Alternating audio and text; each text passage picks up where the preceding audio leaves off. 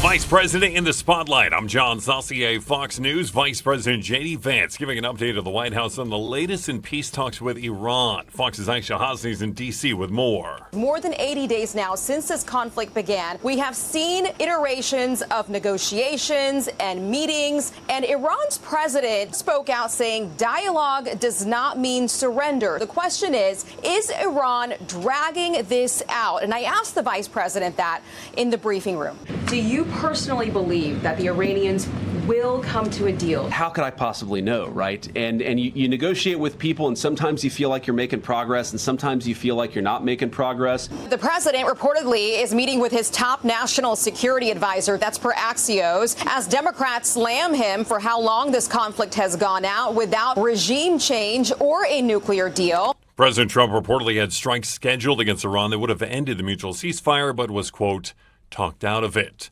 Officials investigating after two teenagers allegedly shot and killed three people at a mosque in San Diego before reportedly killing themselves. The vice president condemning the attack. That type of violence in the United States of America is reprehensible, and I encourage every single American to pray for everybody who was involved and affected by it. We don't want that to happen in our country. Police are still investigating that shooting at the Islamic Center in San Diego as a hate crime. Those two teenage suspects killed three people, including a security guard. San Diego Police Chief Scott Wall says the security guard exchanged fire with the shooters, saving the lives of over 100 children inside the mosque. His actions, without a doubt, delayed, distracted, and ultimately deterred these two individuals from gaining access. A security guard identified as Amin Abdullah, a father of 8.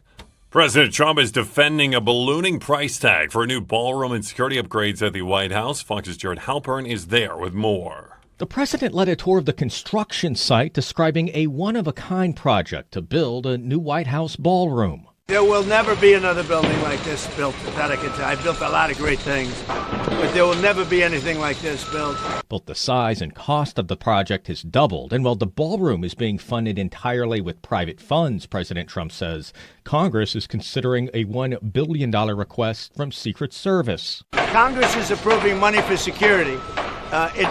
Some of it may go here for additional security. I don't know. The ballroom project is likely to be completed late in the president's term. At the White House, Jared Halpern, Fox News. The acting attorney general has testified before a Senate subcommittee about the Justice Department's budget for next year, with members on both sides of the aisle concerned about future cuts to local law enforcement. Fox's Jessica Rosenthal with more. The Justice Department budget asks for nearly $5 billion more dollars, and much of it's going to hire more agents, prosecutors, and immigration judges. But Alaska Republican Senator Lisa Murkowski asked Acting Attorney General Todd Blanche about the impact of hundreds of millions of dollars of cuts to local law enforcement agencies. That's one of the reasons why we built in.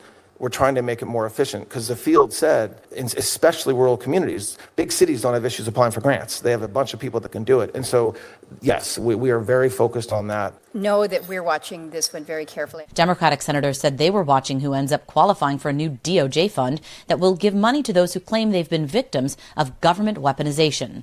Jessica Rosenthal, Fox News. I'm John Saucier, and this is Fox News.